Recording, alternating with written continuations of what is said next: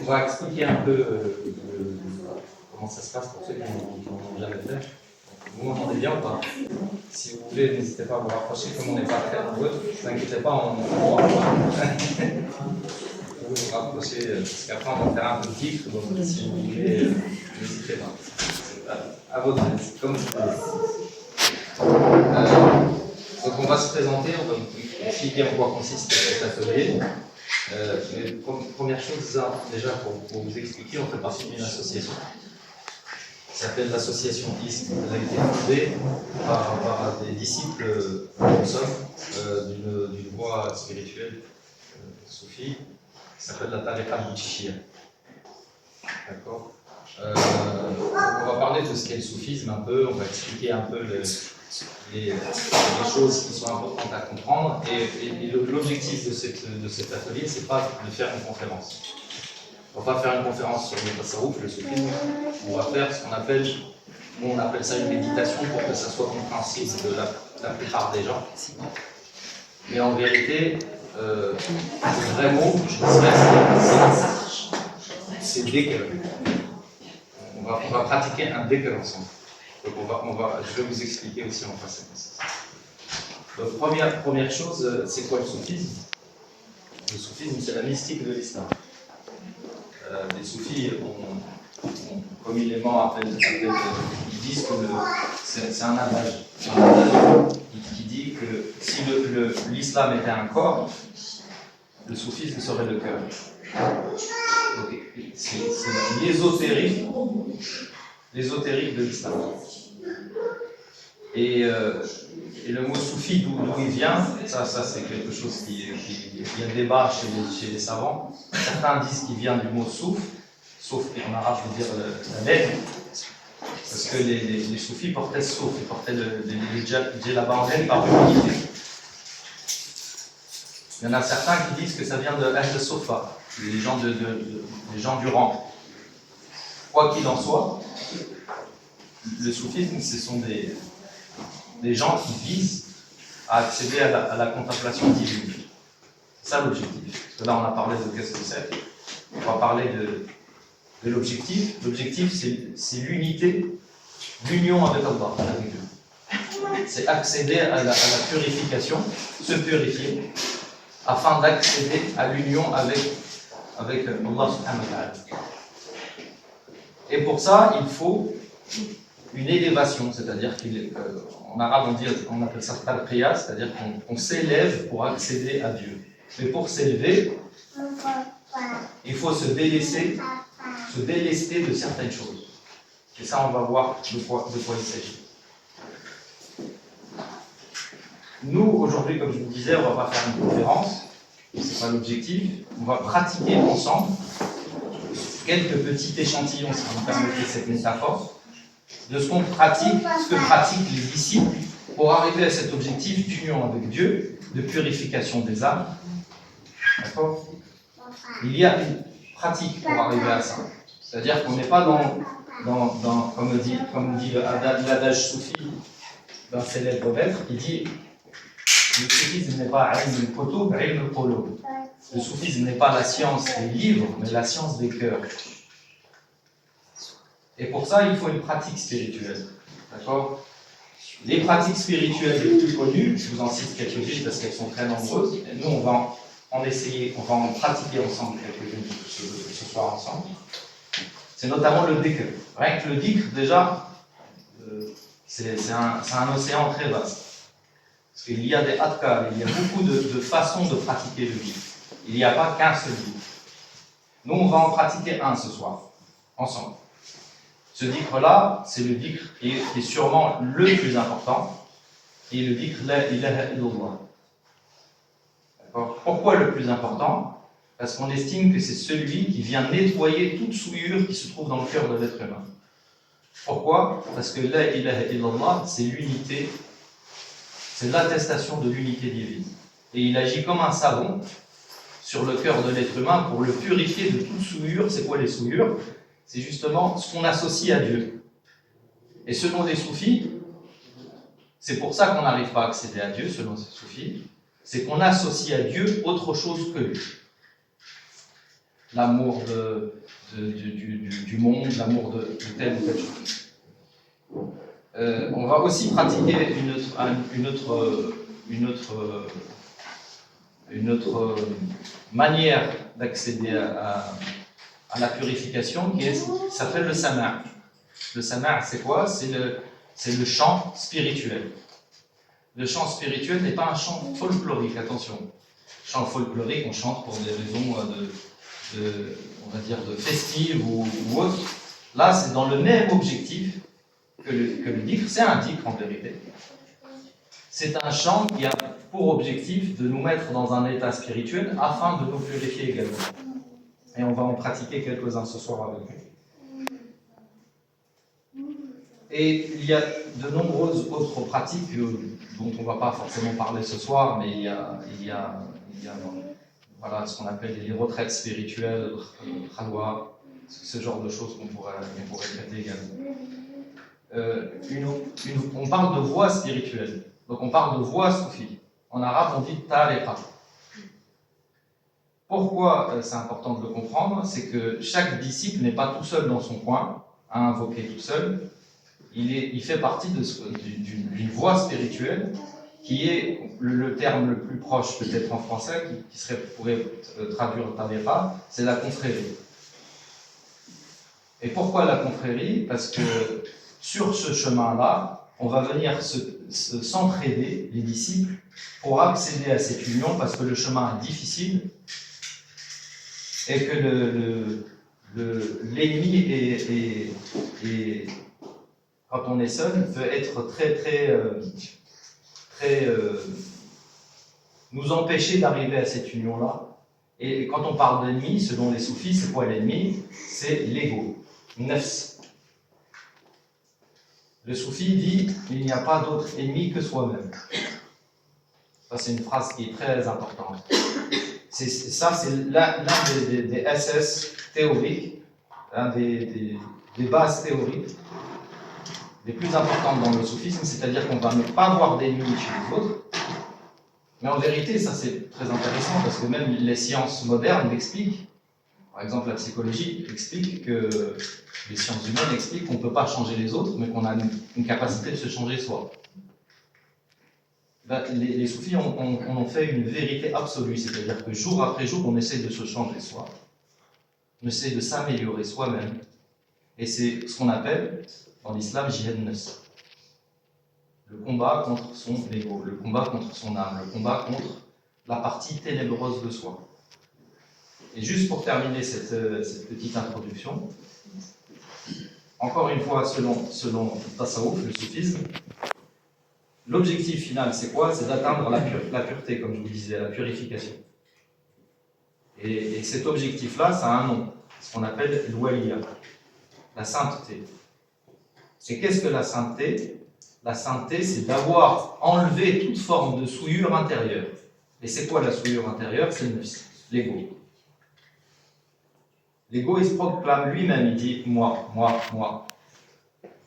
Le soufi, il combat chaque jour cette partie qui est ténébreuse en lui pour laisser plus que ho, ho, ho. Il n'y a plus moi, ça n'existe plus. Et celui qui est réalisé, ce qu'on appelle l'arif billah, c'est-à-dire le savant en Dieu, le saint, n'a plus cette partie égotique en lui, il n'a plus que la connaissance divine en lui. Et je terminerai juste par une petite histoire. C'est Rasulullah sallallahu alayhi wa sallam. Une fois, il était avec Aïcha radiallahu anha, et il lui a dit, son épouse, il lui a dit, si tu veux voir un mort qui marche, regarde Abu Bakr. Abu Bakr qui était son disciple et son ami intime. Cette phrase, elle est très étonnante. Un mort qui marche, ça veut dire quoi? Mort qui marche. C'est étonnant comme phrase. Selon les soufis, ce qu'a voulu dire Rasulullah, c'est qu'en fait, il y a une partie d'Abu Bakr qui est morte. Et c'est quoi cette partie qui est morte? C'est le moi d'Abu Bakr. Et il ne reste plus que la lumière divine dans Abu Bakr. Et selon les soufis, chaque être humain a ce potentiel. Chaque être humain.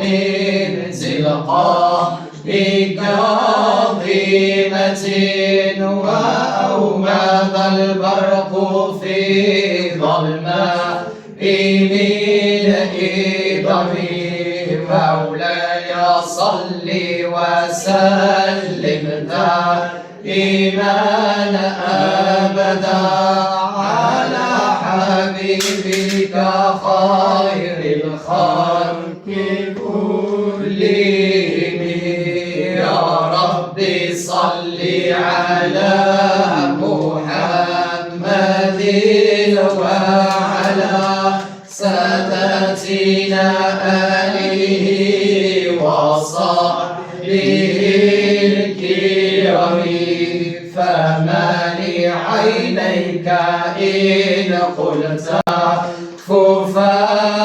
ففهمتا وما لقلبك إن قلت استفيق ياهمي أيحسب الصب أن الحب منكتب ما بين منسجمين منه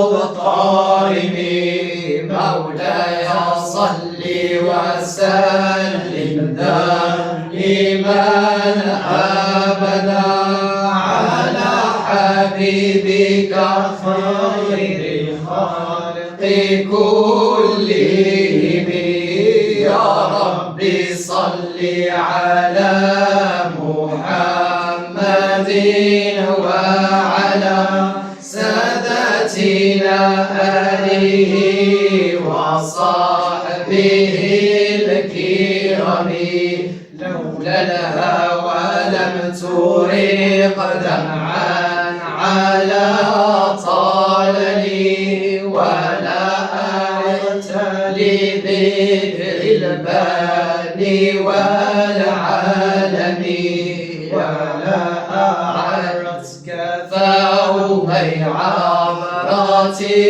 وظنا ذكر الخيام وذكر ساكن الخيام مولاي صل وسلم دائما أبدا على حبيبك خير الخلق كلهم يا ربي صل على محمد وعلى سادتنا آله وصحبه الكرام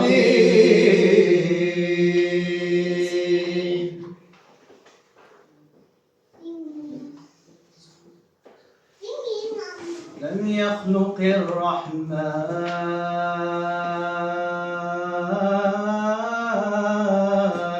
الرحمن مثل محمد لم يخلق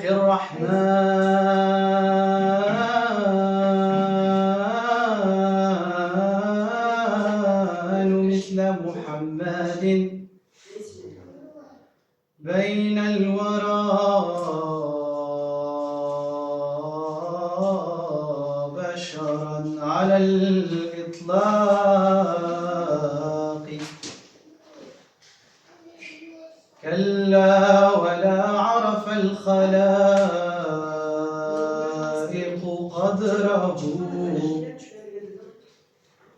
ما فوقه حقا سوى الخلاق ماذا أقول ماذا أقول ماذا أقول في وصفه ومديحه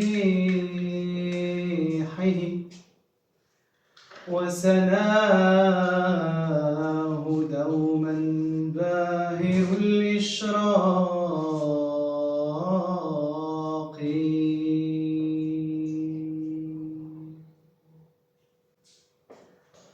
لا إله إلا الله لا إله إلا الله لا إله إلا الله لا إله إلا الله لا إله إلا الله لا إله إلا الله لا إله إلا الله لا إله إلا الله إن جبرتم كسر قلبي أنتم أهل الذمام إن جبرتم كسر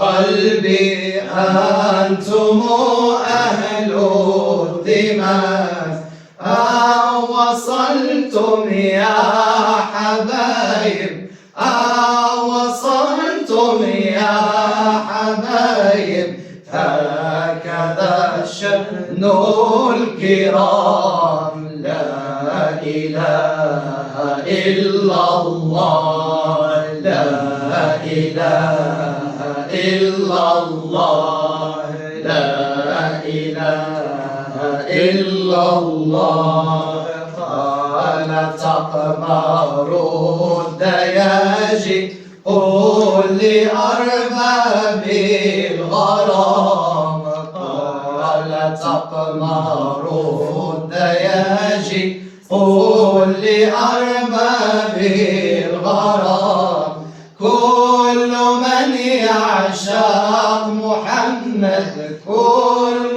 من يعشق محمد يعني أمان وسلام لا إله إلا الله لا إله إلا الله لا إله إلا الله لا إله إلا الله لا إله إلا الله لا إله إلا الله أنهار على الأقمار وما بقى إلا ربي الناس زارت محمد ونسكا لي يا قلبي لا إله إلا الله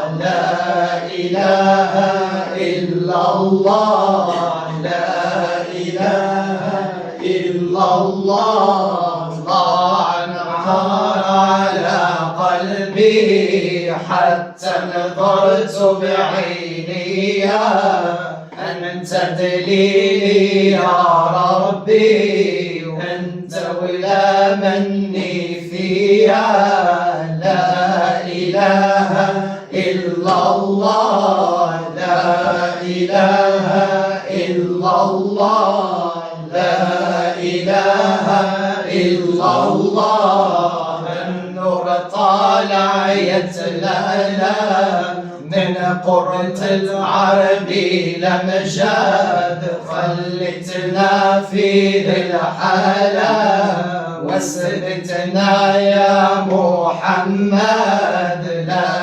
إله إلا الله لا إله إلا الله لا إله إلا الله الله الله الله الله الله الله الله الله مدد مدد نظرة صاحب الحضرة نظرة مدد مدد نظرة صاحب الحضرة نظرة يا أبا الزهراء يا رسول الله سافت النظرة طابت الحضرة صافت النظرة العذراء جاءت البشرى لأهل الله مدد مدد نظرة صاحب الحضراء نظرة مدد مدد نظرة صاحب الحضراء نظرة يا أبا الزهراء يا رسول الله قيوسك لذي البشارة قاموسك لذي البشارة جعلوا عمارة شكرا لله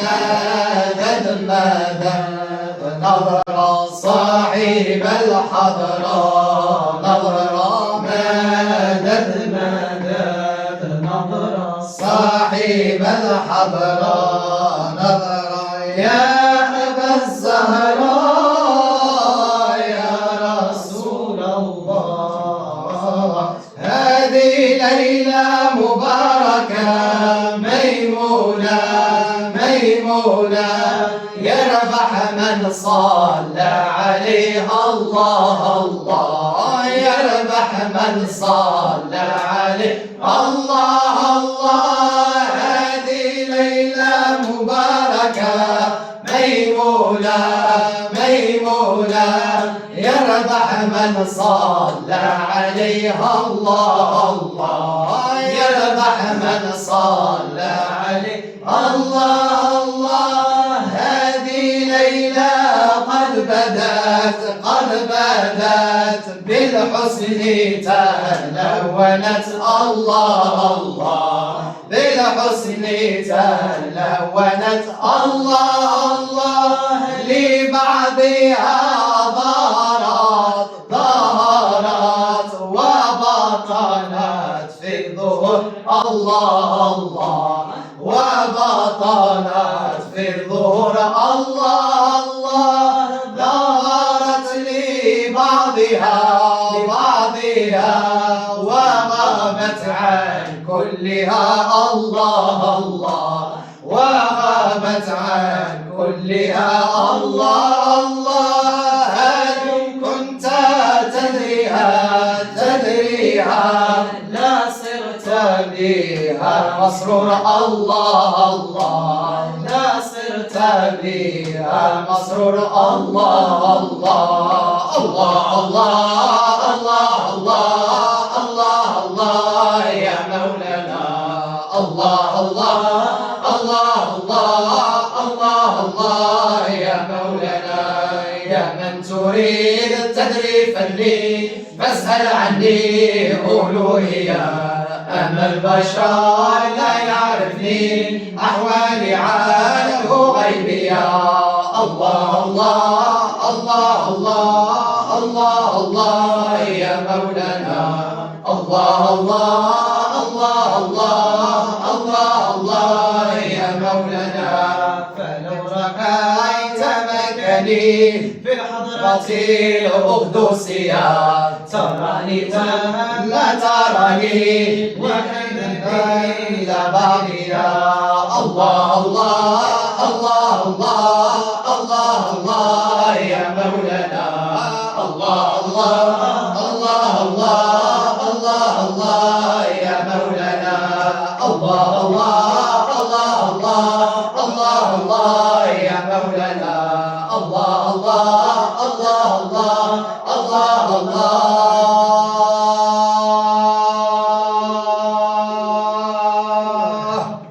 يا مولانا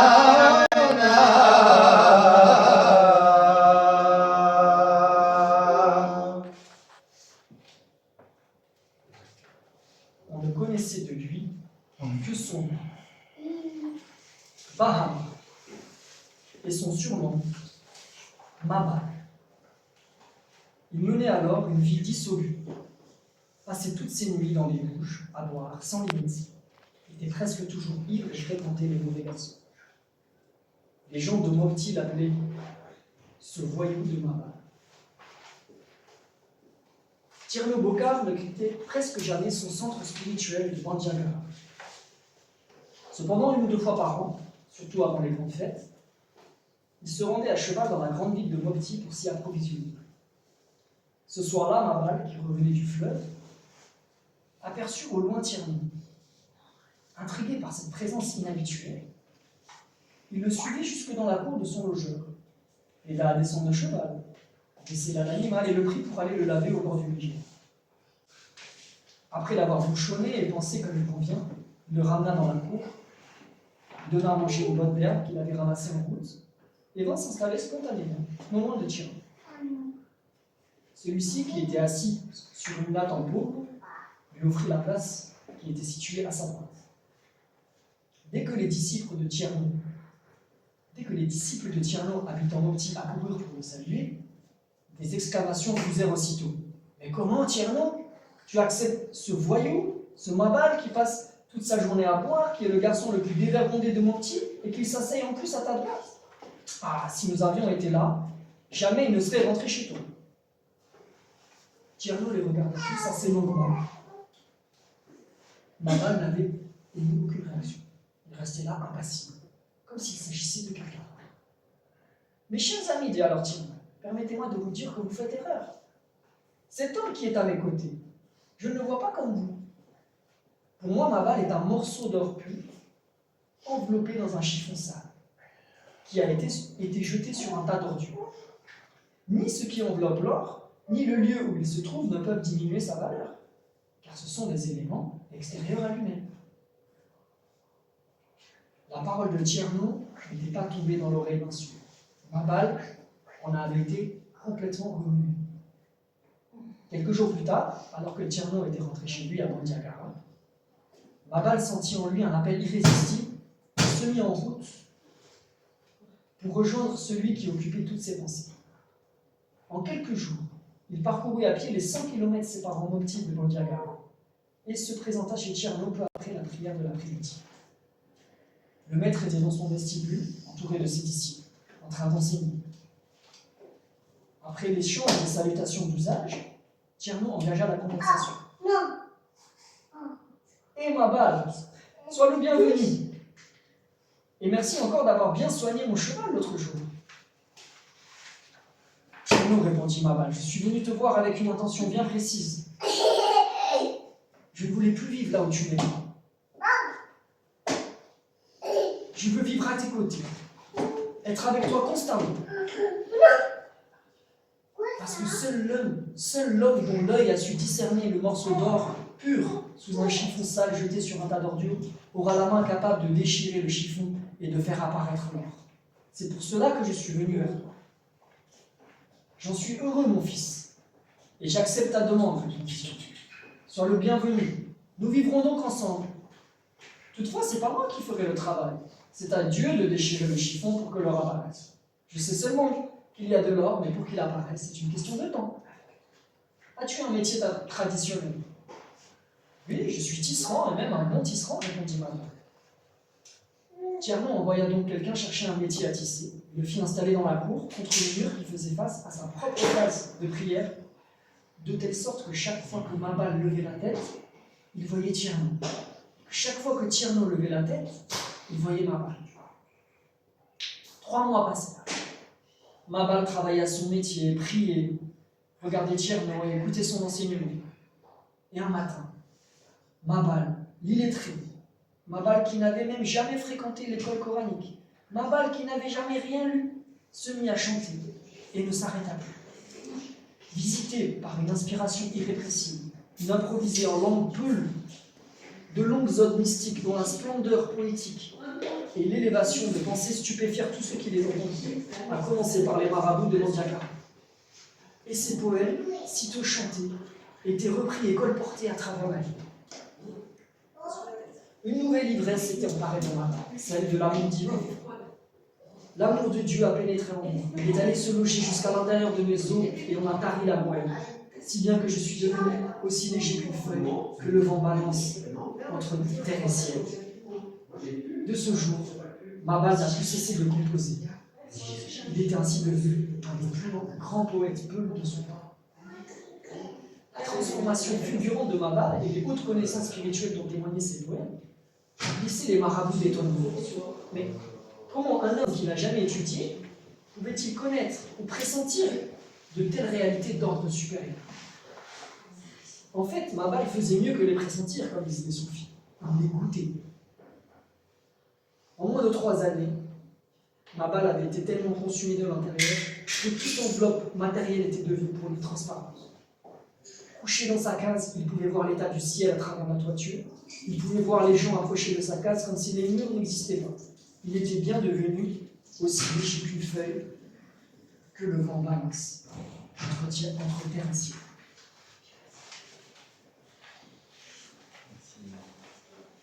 On va clôturer cette atelier en parlant un peu du maître spirituel, ce qu'on appelle le shir ou le murshid. À quoi peut servir d'avoir un maître? À quoi ça consiste d'être disciple? On va essayer de quelques minutes d'en parler. La première des choses, c'est que le guide spirituel, son objectif, c'est, comme on dit en arabe, c'est-à-dire qu'il nous guide vers Dieu. Et c'est pas quelqu'un qui va nous guider par sa parole, qui va nous guider par son intellect ou une philosophie de vie, et c'est celui qui va nous guider surtout par son état spirituel. C'est celui qui a atteint un degré spirituel, justement dont on a parlé tout à l'heure, de l'oualiya, la sainteté, et dont l'autorisation lui a été donnée d'enseigner. Et cet enseignement, d'où il vient? Et de quel enseignement on parle? Ce n'est pas un enseignement des livres, c'est un enseignement qu'on dit en arabe, ilm al-ladouni, c'est-à-dire l'enseignement intérieur, ésotérique. Et sûrement le plus simple, pour ceux qui sont arabisants et qui lisent le Coran, pour comprendre ce que je suis en train de dire, c'est de lire la partie du Coran qui relate la rencontre de Sidna Moussa, Moïse, avec Sidna Khidr. Moïse, qui était devant ses disciples, a dit, pas par orgueil, mais par proximité divine, il a dit « Je suis celui qui est le plus connaissant de Dieu sur cette terre ». Et il a entendu, parce qu'il était capable d'entendre la voix divine, il a entendu « Il y a un de mes serviteurs », c'est Allah qui parle, c'est Dieu qui lui parle, « Il y a un de mes serviteurs qui détient une science que tu ne détiens pas. » Sidna Moussa, automatiquement, lui a dit « Fais-moi rencontrer cet homme. » Pourquoi? Parce qu'il voulait rencontrer cet homme qui allait lui enseigner quelque chose qu'il ne sache pas sur Allah. Donc là, on parle de la science divine. Ce n'est pas une science qui se lit dans les livres. C'est une science qui se rencontre d'homme à homme, de femme à femme, d'homme à femme, d'être humain à être humain, de cœur à cœur. Et donc, je ne vous relate pas toute l'histoire, mais Sidna Moussa a rencontré Sidna Khidr et a suivi tout ce passage très, très grandiose où Sidna Khidr, au départ, lui a dit « Tu ne pourras pas suivre mon enseignement ». Il lui a dit « Je ferai partie de ceux qui sont patients et accorde-moi cet enseignement ». Et il lui a mis des épreuves qui sont passées, et on ne va pas relater ces épreuves parce qu'on n'a pas le temps malheureusement, mais ce serait très intéressant d'en parler. Et à la fin, il lui a dit « Cet enseignement est terminé. Et tout ce que j'ai fait ou dit ne vient pas de moi. » Sous-entendu qu'il vient d'Allah subhanahu wa ta'ala. Et Dieu, dans le Coran, nous montre en quelque sorte la relation de disciple à maître. La relation du murshid à mourid. Celui qui détient une science et celui qui l'enseigne. Et celui qui la demande, le mourid, le disciple. Donc en fait, quand on est disciple d'une voie soufie, on demande cette science-là et on va la chercher auprès de celui qui la détient. Et cette science-là, elle se transmet de maître en maître depuis Sidna Rasulullah, mais en vérité depuis Sidna Adam, depuis Adam. De prophète en prophète se transmet des sciences spirituelles qui viennent d'Allah, de Dieu, et que chaque être humain va aller pouvoir rechercher chez celui qui la détient. Et je vais vous terminer, si vous voulez bien, par une petite histoire. On nous dit, c'est une histoire, un hadith, c'est une histoire. On dit qu'Allah subhanahu wa ta'ala discutait avec les anges et il disait, j'ai un trésor et je ne sais pas où le mettre. Évidemment, Dieu questionne, mais évidemment, il a la réponse. Sinon, il n'y aura pas d'histoire. Et il dit, ce trésor, les anges disent, c'est quoi ce trésor? Il a dit, c'est ma connaissance. Ma'rifati, c'est-à-dire me connaître, le plus grand des trésors. Il a dit, je ne sais pas où mettre cette science-là. Alors il y a un ange qui prend la parole et dit, il faut la mettre dans l'océan le plus profond. Allah subhanahu wa ta'ala, il a dit, non, l'être humain, il va développer des choses, il ira le chercher. Il a dit, on va le mettre dans la montagne la plus haute. Il a dit pareil, il va aller la chercher. Allah, il a dit après, je sais où je vais la mettre. Je vais la mettre au fond de son cœur. Et c'est en ce sens-là qu'on comprend pourquoi Dieu a demandé aux anges de se prosterner devant Adam. Comment comprendre ça? Que Dieu demande, subhanahu wa ta'ala, de demander à une créature de se prosterner devant une autre créature. Il a demandé aux anges de se prosterner devant Adam, pas pour Adam, mais pour la science qu'il a insufflée dans Adam. En Sidna Isa, on l'appelait Ruh Ilah, l'essence divine. Et en fait, quand on est dans la recherche spirituelle, on va rechercher le connaissant en Dieu. Et bien heureux celui qui le trouve, comme Mabal, qui l'a trouvé et qui s'est accroché à lui jusqu'à découvrir ce secret qui est en lui. Je vous remercie de votre écoute. Merci de votre attention et de votre bienveillance. Et donc on va vous proposer, si vous le voulez bien, de manger une petite chose humble et de discuter avec nous, si vous le souhaitez, de nous poser des questions ou de faire des remarques ou de partager tout simplement. Et d'un ordre beaucoup plus contemporain, on va dire, vous pouvez nous suivre sur les réseaux sociaux, que ce soit sur Instagram ou sur Facebook, où on poste les rencontres qu'on fait régulièrement. Merci de votre écoute. Merci.